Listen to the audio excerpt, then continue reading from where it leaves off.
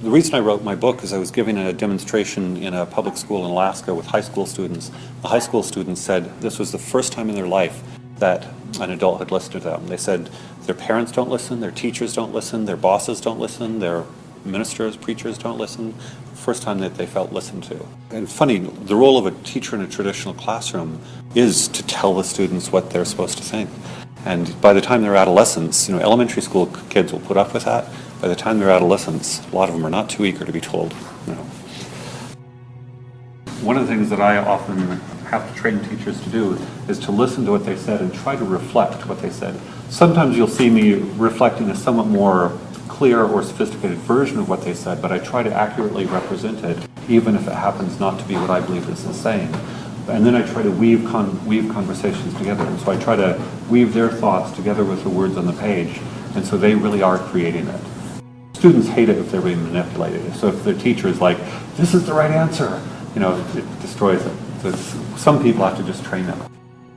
When we do this regularly, maintaining high quality group dynamic is one of the most important things, because if you start to get a system where some students feel intimidated or shut down, or there's inadvertent emotional bullying, it can destroy it, and then over time people hate it. And so one of the other skills one has to develop as a leader is a way to kind of keep that balanced. One of the reasons I debrief is to check to see at the end of each session, kind of who am I losing and why, and so that next time you can try to bring them in. Just the other thing is, in terms of wanting to interject, probably on my own I would have had longer silences when you're having some silences, and especially if I was working with this group every day. Sometimes we'd go for long silences and just wait it out and see. But I'm putting on a show with a certain amount of time, let's keep it moving along. But over time, sometimes it's interesting, just let it hang for a while, see what comes up. To make it clear, it's not my show. If I'm not getting energy from them, then nothing's really happening. Some of the best teachers are entertainers, and a great teacher can be a great entertainer. And so for a great entertainer to leave the role of entertainer, create space where they're a big part of the show is often very difficult. Maria Montessori said the teacher is most successful when she can walk away than kids do it on their own. She said it more eloquently than that, but this is very similar. I would say I feel most successful when I can walk away and they have a great dynamic conversation. In Alaska, we had groups of kids in the hallways having their own little dialogues, and we just kind of check from group to group and see how they were doing. At a certain point, they get it, they can do this, they can have a great time on their own without us. As much as possible, I like to pick texts and issues where I really am curious myself. I have not figured this out. What is the boundary between a habit and activity? It's not obvious, and I really do. I love hearing all of these hypotheses these guys come up with. Like, that is interesting, I haven't thought about that. It's a great way to try to pick things where you can learn from the students. And actually another, I would say, mistake sometimes teachers do is they pick their favorite thing, they love it, they've been teaching it forever, they want the kids to get it, and then the kids are like, as you say, in a completely different direction. You're like, no! So as much as possible, it's great to pick something like, what is an emotional habit? I don't have any stake in that, let's figure it out. So and ideally, you can learn every time you do this with kids. Our program is 4-day week, Monday through Thursday, 9 a.m. to 3 p.m. and electives 3 to 6. From 9 to 9:30 roughly, we have a morning meeting where my partner, Kotso Cabelli, does a great job of firing the group, focusing the group, dealing with things like gossip and bullying, and making sure that we have a healthy, direct communication, respectful culture, and just dealing with things, forming community, much like in Montessori morning meetings. That's 9 to 9:30. 9:30 to 12 is a Montessori open work period where they'll have self-paced, individualized programs and their own passion-driven projects, and that's totally taken from Montessori. I created Montessori middle schools in Palo Alto, and this is modeled after that. 12 to 1 is lunch, and then 1 to 2 we have a Socratic discussion, and then 2 to 3 social entrepreneurship. I spent the last 10 years running a nonprofit promotes entrepreneurial solutions to world problems. I have hundreds of entrepreneurs in my network, and so we'll kind of go through, these are some serious problems the world faces. These are all sorts of interesting ways entrepreneurs are working on these, and then we'll get the students actually involved in working on those projects. Instead of project-based learning being a teacher creates a project for the students, we have real-world projects where almost all of these projects need better websites, better social media marketing, better graphic design, better ad copy, better marketing videos, better back-end programming, and we're going to train the kids in those, call them 21st century skills, so they can actually be useful and help improve a social entrepreneur's project so they can help create more education, healthcare, whatever, for people in Africa, Central America, wherever. 3 to 6 electives: Spanish, theater, improv, makerspace, 3D printing, design, diverse sorts of things, capoeira, martial arts, yoga, art, music during the day. And then we'll have a Friday option. You know, I spent a lot of time in the Montessori world and created Montessori middle schools, and I think all Montessori schools have a pyramid enrollment where a lot of parents drop out at some point because, well, they have to transition to a regular system anyway. Let's go ahead and do it at 3rd grade or at 5th grade or at 7th grade.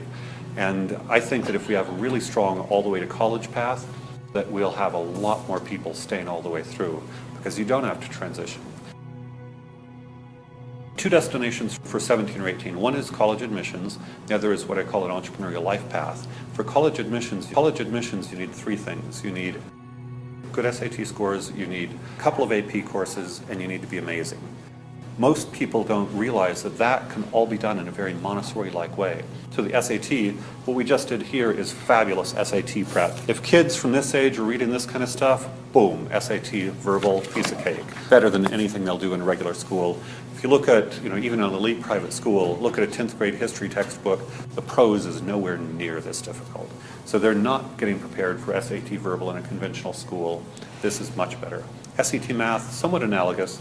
To do well in the SAT math, you need to learn to think mathematically. It's not rushing through the textbooks. Even good schools, they're rushing through the textbooks to get to the end. We'll spend a lot more time thinking and talking about mathematical concepts and learning to do that. So you can do SAT prep, as it were, by means of more authentic, holistic, interesting experiences that don't look at all like test prep. Most Montessorians hate tests and, oh, no tests. For me, I went to Harvard. I read a lot of books and I played a lot of chess, and I never prepped. I didn't know what the SAT was. My parents were completely uneducated, so I came from a background where, zero pressure, just, you read a lot and you think a lot, and, it's natural. So a very natural, spontaneous path to great performance. Then the AP courses, all you need is 2 or 3. Colleges want to know you can do that level of work. So maybe 1 year sophomore year, 2 year junior year. And those are lots of content cram courses. But if all you're doing is 3 real cram courses and this kind of stuff, you have a lot of time to follow your passion. So example I used, the kid with the lowest SAT scores when I went to Harvard had been elected mayor of a small town in Michigan at the age of 18. If you can do that, nobody cares about your SAT scores. Montessori, follow your passion, follow the child. If we're only, spending an hour Socratic and you have these long work periods every morning and you're cranking on the math, you've got a lot of time to find an interest and become amazing. Malcolm Gladwell's 10,000 hours to become world class at something. I've known a lot of kids at 17 or 18 who are doing, PhD level science work, or they have actually created a company and are making money, or they've written a novel or 2 or 3. When kids have the passion and ability to self-direct, which Montessori develops, they have an opportunity to be amazing. So we can really, I would say, outperform even the best private schools in a program that's very aligned with Montessori principles, so you never have to compromise and, oh gosh, now we have to do the regular garbage. I hate it. I describe myself as somebody who loves learning and hates school, so I'm out to liberate the prisoners.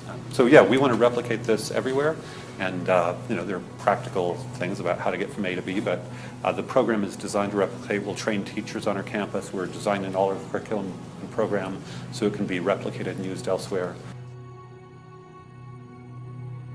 Several occasions, I was hired in May, or on site in May, and we had a school in August. A school like this, we have bright, wonderful people begging to teach with us, and it's, for people who love learning, love education, it's exciting. So I've never had a problem. I had 2 teachers move from Alaska to New Mexico to teach at one of my schools. This is paradise for educators. It's not ideal to do. It's nicer to have much more lead time, but I've done it this way before. Not a big deal. Okay. Thank you. Thank you.